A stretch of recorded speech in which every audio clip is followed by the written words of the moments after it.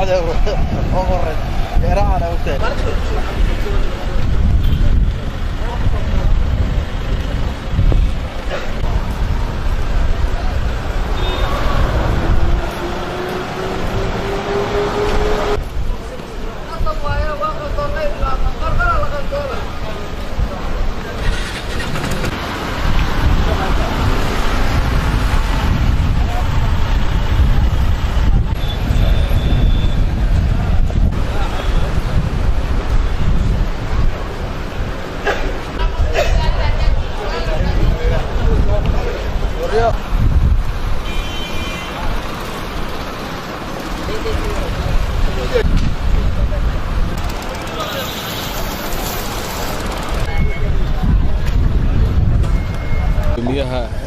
howlaha guud ku-xigeenka gobolka Banaadir bil ka hor inkastoo ay ahayd bil Ramadaan ay shaqadu mar walba iska gaabneed laakiin haddana targetkiinu wuxuu ahaa inay muddo 6 bilood ay ku dhamaato insha Allah waxaan rajayn doonaa inay wadadu ay ku dhamaad doonto muddadii loogu talagalay waxaan ka soo bilownay jidka isgoyska warshada caanaha oo haddana waxay maraysaa dhanka laamiga wuxuu maraa isgoyska Balaxi sida u jeedaan dhanka kalena marshabiidu isaguna wuxuu marayaa waan tagi doonaa isgoyska Carwo Idko ee degmada Warriigley dhinaca marshabiidiga ilaa laba degmo alxamdulillah waxay noogu dhamaatay si nabadgelyo ah noogu dhamaatay inaan ku dhameystirno laamigana waxaan noo dhamaaday degmada Hodan sida hadda aan qorsheyn oo tahay muddada 6 bilood waxaan rabnaa inaan ka sugo aan soo dhameeyno shaqadan aad u jeedin oo quruxda badan leh ay maamulka gobolka Banaadir ay ka yihiin mas'uuliyadooda ay leeyihiin ayaga bilaabeen iyo ganacsato iskaashanaysa iyo shirkadda Kulmiye General oo iyadana ganacsato dhanka ka ah oo hawshan fulinayso waxaan aad ugu faraxsanahay shaqada fiican aan bulshada magaalada Muqdisho aan u qabanay sida aad u jeedaanba sida shaqada loo qabtay iyo wadada sida nadiifka u tahay iyo sida baaxadda u noqotay waa wax guul soo hoyatay shacabka Muqdisho Ilaah baan ugu mahadinaynaa intaasna waxaan rabnaa insha Allah kadib maadaama hadda ay degmada Hodan aan ka dhamaano gudoomiyaha uu joogo wadada nadaafadeeda iyo gacan ku hinteeda asaga laga rabaa Ilaahay ha loo garab galo sida ay u qurux badan tahay sida ay tahay in bilacdeeda sidaas loo maintain gareeyo waana mahadsantiin billahi tawfiiq inkii gobolka Banaadir dhanka howlaha guud uu soo booqday jidka Sodonka iyo shirkadda Kulmiye oo ah shirkadda dhismaha wadada jidka Sodonka waa mahad Ilaahay bil ka hor shaqada waxay ka soo bilaabatay warshada caanaha qaybta degmada Hodan jidka Sodonka bilowgiisii markaas oo ay noo dhagax dhigeen ra'iisul wasaaraha dowladda federaalka Soomaaliya iyo gudoomiyaha gobolka Banaadir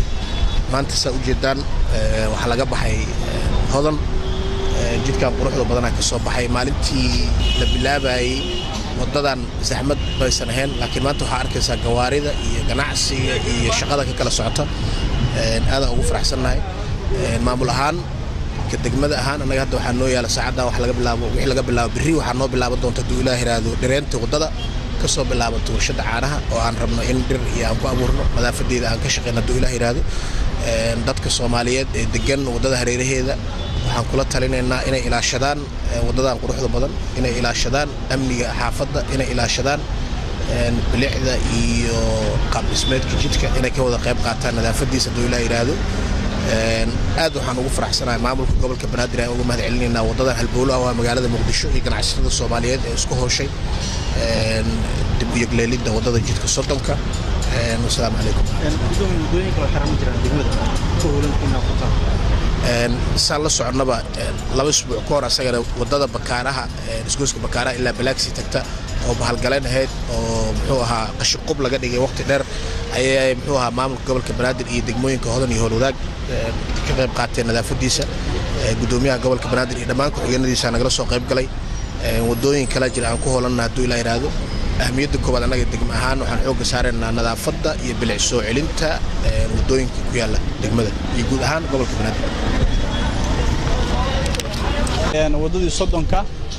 oo ka soo bilaabatay warshada caanaha kuna dhamaanaysa isgoyska Fagax wadada Sodonku waa wadada ugu weyn magaalada Muqdisho oo la isticmaalo gaadiidku isticmaalaan oo laami ahaan loo isticmaalo wadada oo burburkii kadib burbursaneed yaa waxa lagu guuleystay in dib laami loo saaro oo la hagaajiyo oo la dayactiro dayactirku wuxuu ka soo bilowday iyo laamiga saaridii warshada caanaha ka soo bilowday maanta wuxuu maraa isgoyska Balaxi maamulka gobolka Banaadir wuxuu dhagax dhigay wadooyin kale oo shaqadu ay ka socoto oo ay wadaan shirkadda kulmiye wadadii kaaraan oo ayna shaqadeedu waa socotaa wadadan waa wadada halbowlaha ah oo isku xirta magaalada muqdisho iskooyska fagax iyo ilaa iskooyska warshada caanaha waxaan rabnaa maanta wadadaas waxay maraysaa ilaa 4 degmay maray wadada waxay maray hodanay maray howlwadaagay maray wardhigley maray yaaqshidii maray dhammaanna kaaraan ku dhamaanay adiga shan degmo waay waxaan ragnaa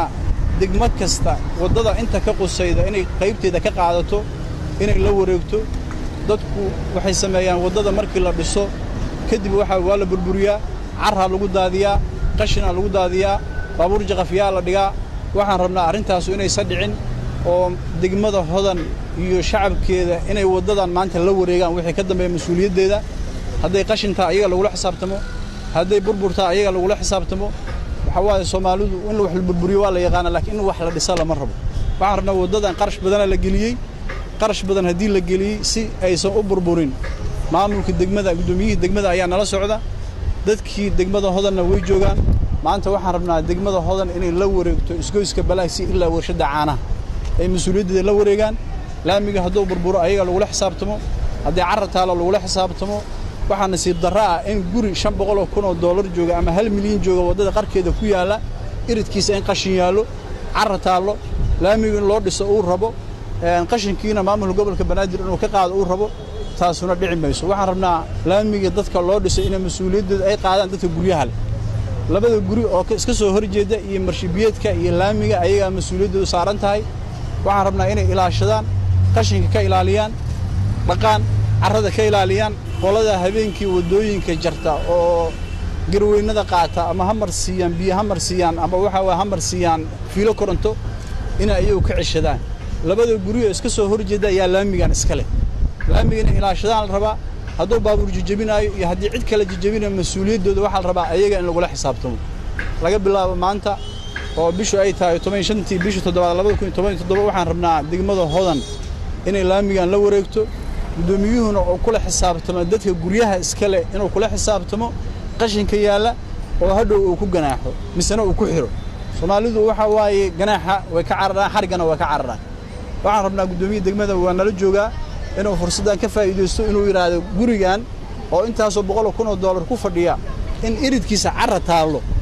oo anaga laamigiina loo dhiso misana carradii laga qaado taas oo dhici mayso waxa la rabaa inuu gudoomiyuhu u yimaado ganaax saaro albaabada ku shaqeynayaan uu ka xiro ilaa ay nadiifiyaan hortooda ay nadiifiyaan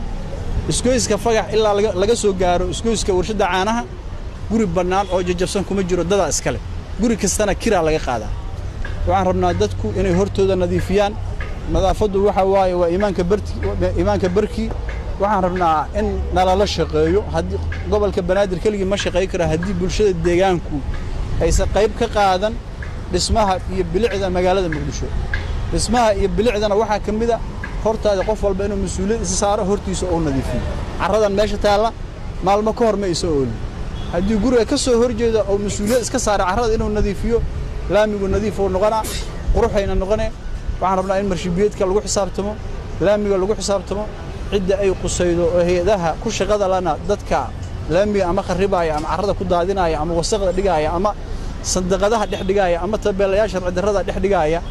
in shaqadooda ka qabsadaan waana mahadsantiin waxa hadda ka dambeeyay waxaan ku xisaabtamaynaa degmo walba qaybta laamiga ka qusayda ayaan ku wareejinaynaa maalinta ay dhamaato maanta waxaan ku wareejinaa degmada hodan kadib waxaan ku wareejinaynaa degmada howlwadaag kadib waxaan ku wareejinaynaa wardhigley kadib yaaqshid ilaa meesha ugu dambayso kaaraan aan ka gaarno degmooyinka waxaan rabnaa inay tartan sameeyaan oo xagga nadaafadda ah laamiga degmo kasta qaybta ka qusayda inay hagaajisaan rabnaa maanta hodanaan joognaa hodan degmada hala wareegaan nadaafadooda hala wareegaan mas'uuliyadooda hala wareegaan wax allaale wixii ku saabsan laami maanta wixii ka dambeeyay degmada hodan ayaa laga xisaabtamaa inta ka dhaxaysa degmo balaagsi ilaa warshada caanaha waa maasantii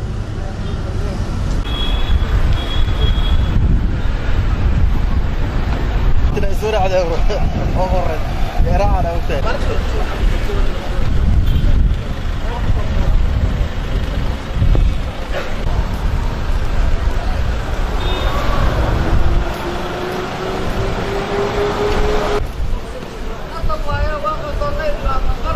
الله